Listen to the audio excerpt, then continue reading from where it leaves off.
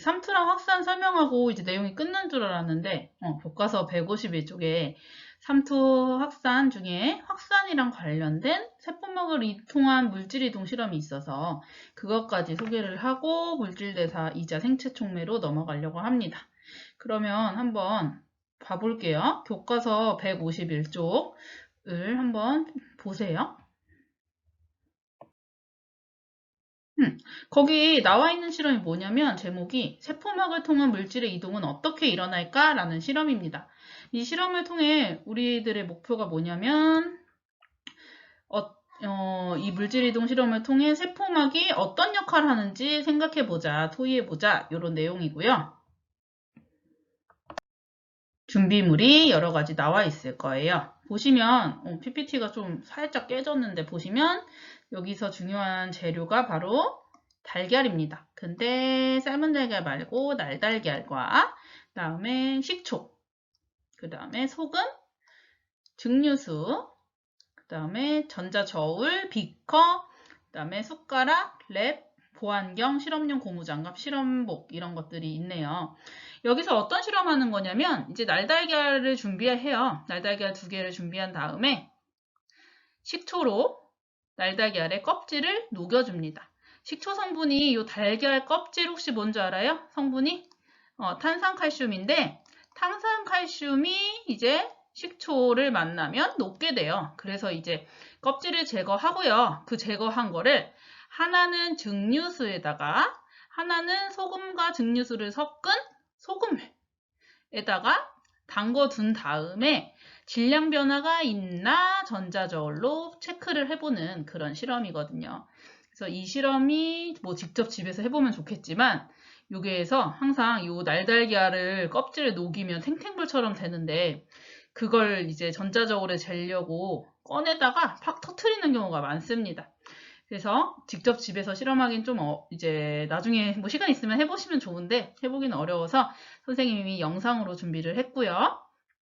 직접 한다라고 생각했을 때 어떤 점을 주의해야 된다고? 방금 약간 말한 것처럼 바로 식초가 일단 손에 닿지 않도록 조심하는 거랑 이 두 번째가 포인트예요. 껍데기가 제거가 된 걸 질량을 재려고 꺼내는 순간 놓치면 터지면서 집안에 계란 냄새 진동 뭐 이런 상황입니다. 그럼 한번 실험 영상으로 이제 가보도록 할게요. 실험 영상을 시청해 볼게요.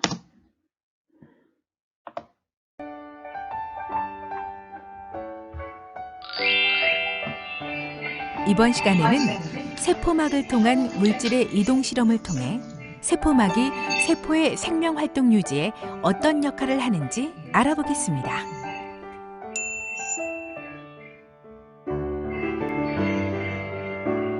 아까 얘기했던 날달걀 같은 재료가 있고요. 식초 200ml에다가 크기가 비슷한 날달걀 2개를 넣고 랩으로 윗부분을 감싼 뒤 하루 정도 보관을 해둔다 돼 있습니다.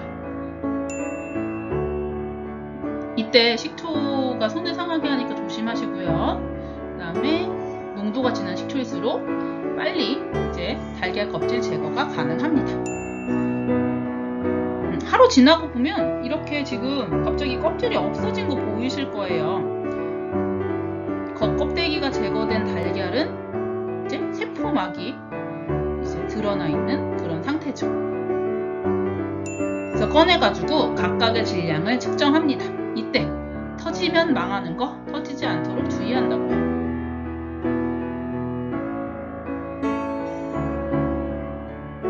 재고 있죠.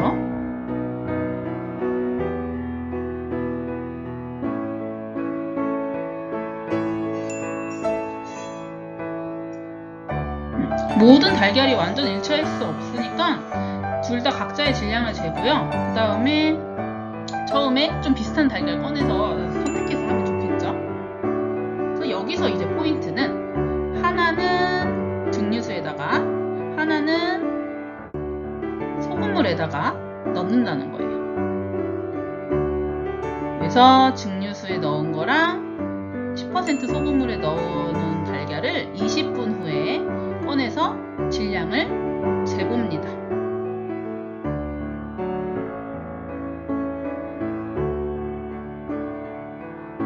어떻게 다를까? 이제 여기서 사실 우리 여러분들이 배운 삼투 개념을 떠올리셔야지 추측을 할 수가 있는데, 추론을 할 수가 있는데, 지금 증류수에 넣었던 거는 질량이 늘었고요. 그다음에 10% 소금물에 넣었던 달걀은 20분 후에 재면, 측정하면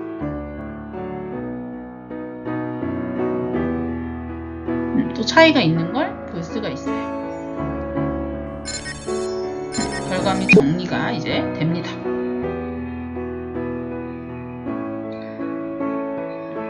멈춰볼까요? 어이구, 네, 멈추려고 했는데.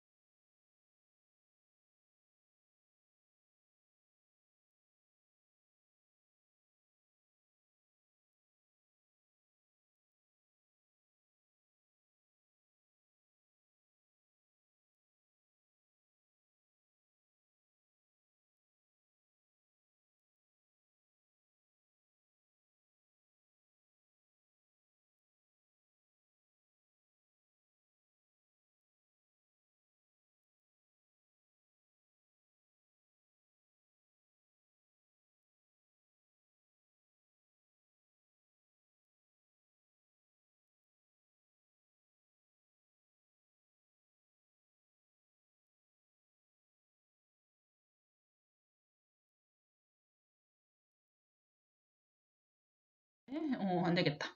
지금 결과를 다시 한번 이제 정리를 해볼게요.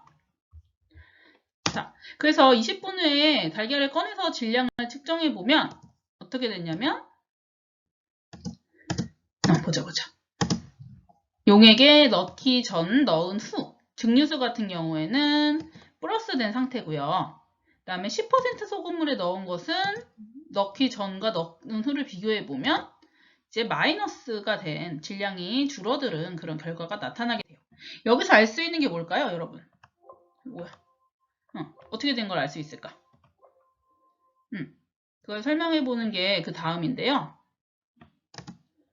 증류수에 넣은 달걀은 질량이 증가하고 10% 소금물에 넣은 건 질량이 감소하는데, 이게 지금 달걀의 겉껍데기를 제거하고 나면 어떻게 되는 거냐면, 이제 남아있는 막 있죠. 그게 달걀의 세포막일 거란 말이야. 그 막의 특징, 바로 선택적 투과성 막인 거예요. 그래서 선택적 투과성 막이다 보니까 어떤 상태냐면, 용질은 통과가 안 되고 대신 물만 통과할 수가 있는 상태인 거야.